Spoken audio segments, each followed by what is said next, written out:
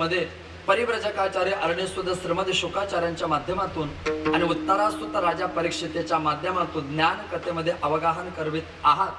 वारकरी संप्रदायाची एकनिष्ठ परंपरा म्हणजे आत्ताची कीर्तन व्यवस्था.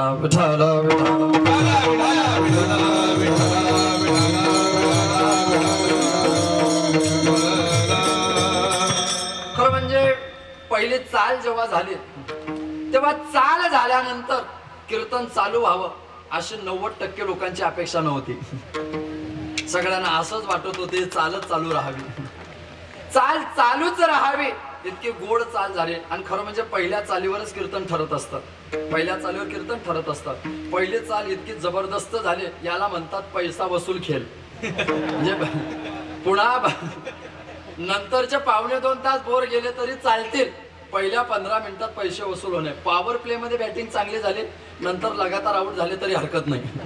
पहिला 15 मिनिटाचा पॉवर प्ले महत्वाचा असतो आणि तो पॉवर प्ले मजबूत झालाय.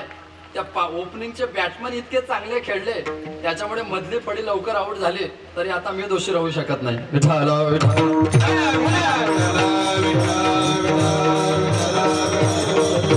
अभंग जगद्गुरु तुकोबऱ्यांचा जगद्गुरु तुकोबरे आपल्या आराध्य कुलदेवता सोबत वार्तालाप साधतायत. महाराज सांगतात की देवा, जो मोक्ष तुम्ही मला देण्याची परिभाषा करतायत किंवा साधकीय अवस्थेमध्ये जो मोक्ष प्राप्त करण्याकरता नाना प्रकारच्या साधनांची खटपट करावी लागते, नाना प्रकारच्या साधनांचा अवलंबन करून ज्या मोक्षापर्यंत प्रवास करावा लागतो, तो मोक्ष आमच्या लेखी अतिशय सौकर्यपूर्वकतेने आम्ही प्राप्त करतो.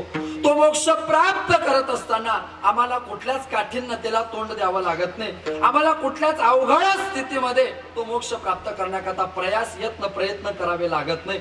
आम्ही ज्ञानोबरांचा आदर्श ठेवून त्या मोक्षाच्या बाबतीत आमची सूत्रबद्धता अशी केली, कैवल्याचा अधिकारी मोक्षाचे सोडवान करीन. ज्या पद्धतीने कैवल्याचा जो अधिकारी तो पटेल त्या क्षणाला मोक्ष बांधतो आणि पटेल त्या क्षणाला मोक्ष मोकळा करतो. अधिकारी कैवल्याची सोड बांध करी. या न्यायाने इतरांकरता जरी तो कठीण वाटत असला, इतरांकरिता जरी तो काठिण्याचा मार्ग वाटत असला, तर आमच्या दृष्टीने तो मोक्ष मिळवणं मात्र अतिशय सोपं आहे.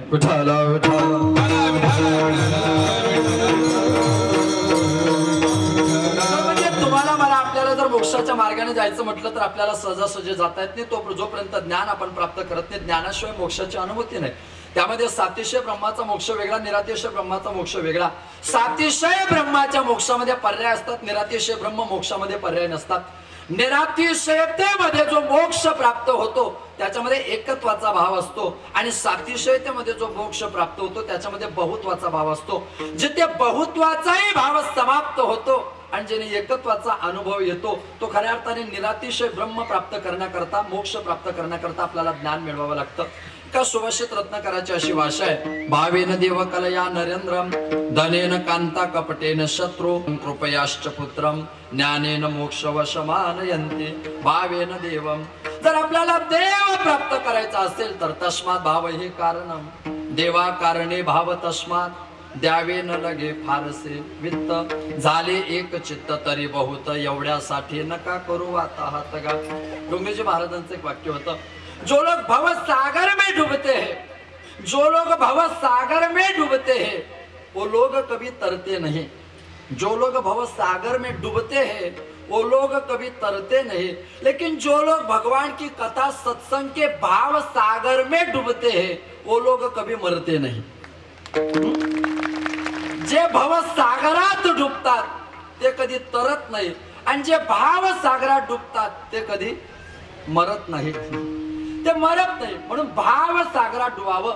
जर देव प्राप्त करायचा असेल तर आपल्याला भावसागरात जावं लागेल. एकदा त्याच्या भावसागरात डुबलो की तो आपल्याला डुबू देत नाही. ये समंदर भी तेरे जैसा ही खुदगर्ज है. जे हा भगवान, ये समंदर भी तेरे जैसा ही खुदगर्ज है. जिंदे थे तो तैरने ना दिया और आज मर गए तो डुबने ना दिया. देवा, समुद्र तुझ्यासारखाच आहे. तुझ्यामध्ये आणि समुद्रामध्ये बदल कोणताच नाही. आपण जेव्हा जिवंत असतो तेव्हा समुद्राच्या लाटा इतक्या विदारक आणि चित्त थरारक असतात की ते आपल्याला पोहू देत नाही. जिवंत असताना समुद्राच्या लाटा पोहू देत नाही आणि समुद्रात बुडाल्यानंतर 36 तासानंतर बुडू देत नाही. देवा, समुद्र जिवंतपणे पोहू देत नाही, मेल्यावर बुडवून ठेवत नाही. तुमचे तसंच देवा, जेव्हा जिवंतपणे संसार करतो तेव्हा संसारात नीट तरू देत नाही, पण मरताना चिंतन केलं की डुबू देत नाही.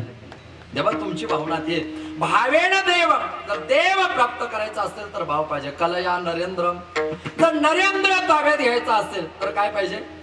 कला. नरेंद्र ताब्यात येतो कशाने? कलेने. कोण ताब्यात येतो? नरेंद्र. कशाने ताब्यात येतो? कलेने. कोण ताब्यात येतो? नरेंद्र. कशाने? कलेने. पण मागच्या 1.25 वर्षात नरेंद्र ताब्यात आला असं वाटतंय का? खरं म्हणजे नरेंद्र ताब्यात येत नाही. पण तुमच्याकडे जर कला असेल, तुमच्याकडे जर गुण असेल, तुमच्याकडे जर इंटरनेट पॉवर असेल तर नरेंद्र तुम्हाला जवळ करतो. किती जवळ करतो?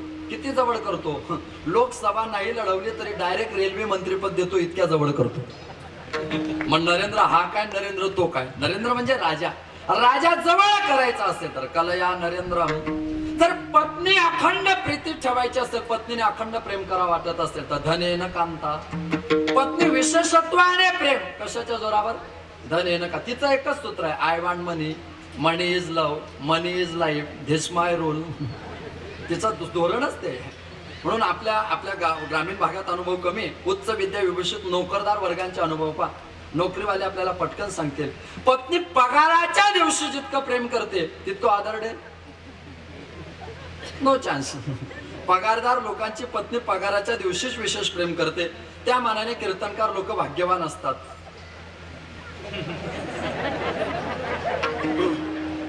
रोज कीर्तन, रोज पाकिट. पण शेवटी जे जनरेशन ऑपरेशन डी डेट मिस गॉड उत्पत्ती स्थिती आणि लयाचं प्रतिनिधित्व करतो. नोकरदार लोकांचा महिन्यातून एकदाच पगार होतो म्हणून तो 29 दिवस घरी राहतो. याचा रोज पगार होतो पण हा 29 दिवस घरीच राहत नाही. याला म्हणतात सो सोनार की एक लोहार की. म्हणजे शेवटी देव या पद्धतीने घडवून आणतो. धनेन कांता कपटेन शत्रू. जर शत्रू संपवायचा असेल तर कपट पाहिजे. जोपर्यंत तुम्ही कपट करत नाही तोपर्यंत शत्रू संपत नाही. महाभारतामध्ये सुलभा खेडकरांचं एक महाभारत आहे आणि एक डॉक्टर के.पी. जयस्वाल, काशीप्रसाद जयस्वाल, त्यांच्या महाभारताच्या टीकेत त्यांनी असं सांगितलं की दुर्योधन 12-13 वर्षाचा होता. त्यावेळी दुर्योधन आपल्या मामाच्या गावाला गेला. त्याचे मामा गांधार. गांधार म्हणजे 2016 मध्ये कंधार. कंधार म्हणजे आताचा अफगाणिस्तान. याच्याहून तर्क काढा. दुर्योधनाचे मामा अफगाणिस्तानचे. ज्याचे मामा इतके आगाऊ त्याचे भाचे कसे असतील? त्या दुर्योधनाचा मामा शकुनी. या दुर्योधनाने वयाच्या 12व्या-13व्या वर्षी त्याच्या मामाला अटक केली, कारागृहामध्ये टाकलं. खरं म्हणजे शकुनीला सुद्धा 99 भाऊ होते. शकुनी धरून ते 100 भाऊ होते.